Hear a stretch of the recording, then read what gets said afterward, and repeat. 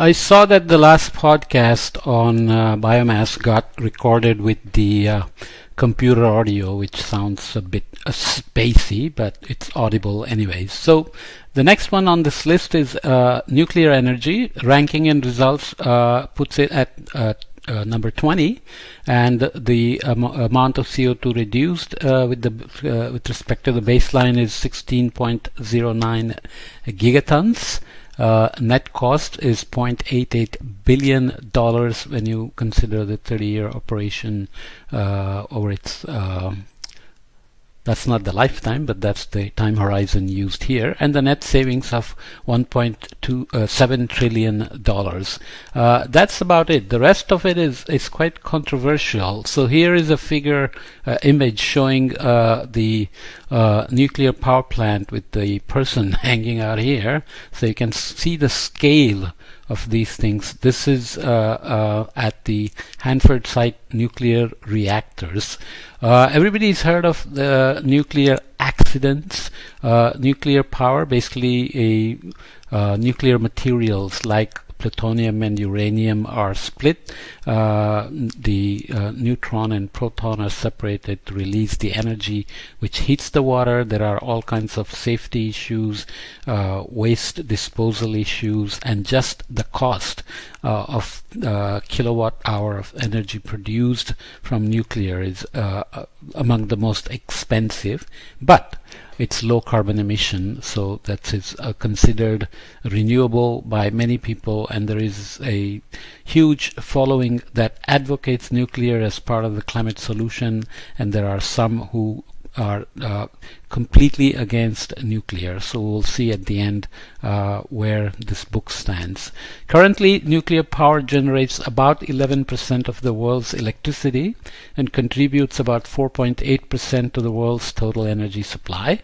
There are 444 operating nuclear reactors in 29 countries, and 63 more are under construction. China is going big on nuclear along with all its solar and wind.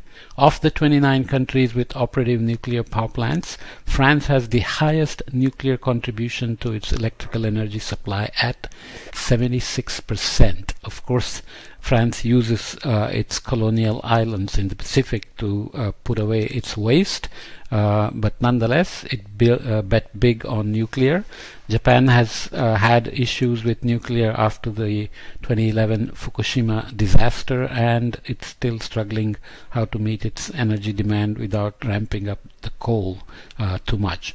This is showing steam rising from Reinfeld nuclear power plant in Germany. The plant had been in operation since 1981 and ceased operation in June 2015.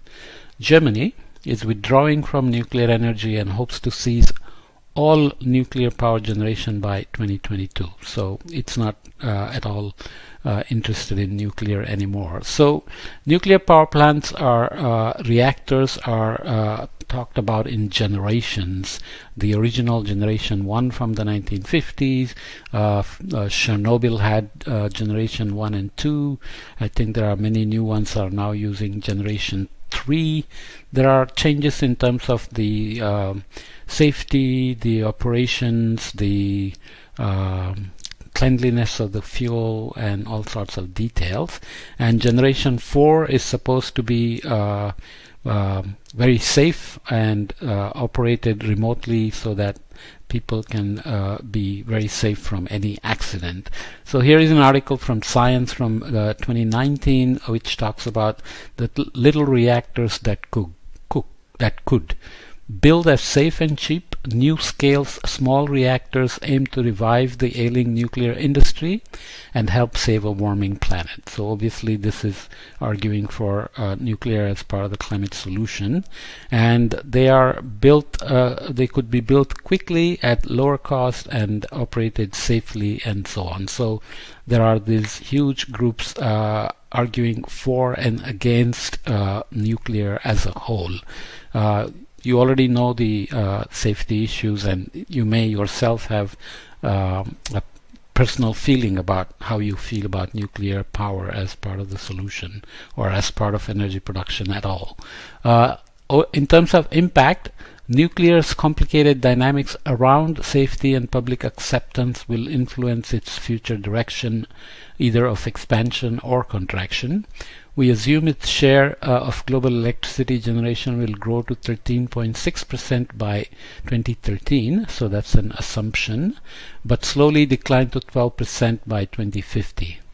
Okay, based on whatever best science they could pull together. With a longer lifetime than fossil fuel plants, resulting in fewer facilities overall, installation of nuclear power plants could cost an additional $900 million, despite the high implementation cost of $4,457 per kilowatt. That's a lot of investment for energy. Net operating savings over 30 years could reach $1.7 trillion. This scenario could result in 16.1 gigaton of carbon dioxide emissions avoided. There is a special note here from the editor which I will read as well. 100 solutions are featured in Drawdown, the book we are using. Of those, almost all are no-regrets solutions society would want to pursue, regardless of their carbon impact, because they have many co-benefits or beneficial social, environmental, and economic effects, right? Like solar would reduce impacts on air quality, and in addition to being renewable and so on. Nuclear is a regrets solution, and regrets have already occurred at Chernobyl, 3 Mile Island, Rocky Flats, Kishtim, Brown Ferry, Idaho Falls, Nihama, Lucens, Fukushima Daiichi, Tokaimura, Markul, Windscale, Boonis, and Church Rock. Regrets include tritium release, abandoned uranium mines, tailings pollution, spent nuclear waste disposal, illicit plutonium trafficking, thefts of fissile material, destruction of aquatic organisms sucked into cooling systems, and the need to heavily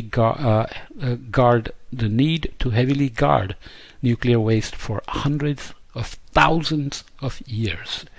As we know from the controversies around countries, some countries, let's say Iran, there is always this huge international pressure to see whether the nuclear activities are aimed at peaceful nuclear energy systems, or they're also being used for nuclear weapons. So there are countries who already have nuclear weapons, and they would like to see that not every country has nuclear weapons. Especially in our region, India, Pakistan are nuclear neighbors. China has plenty of nuclear arsenal as well. So obviously there are always nightmare scenarios being discussed, and obviously many people argue that this is a regrets solution because we are always battling this nuclear reactors and nuclear weapons versus climate action. So you have to decide, or your country and region has to decide on what nuclear means in terms of climate action and reducing emissions. Okay?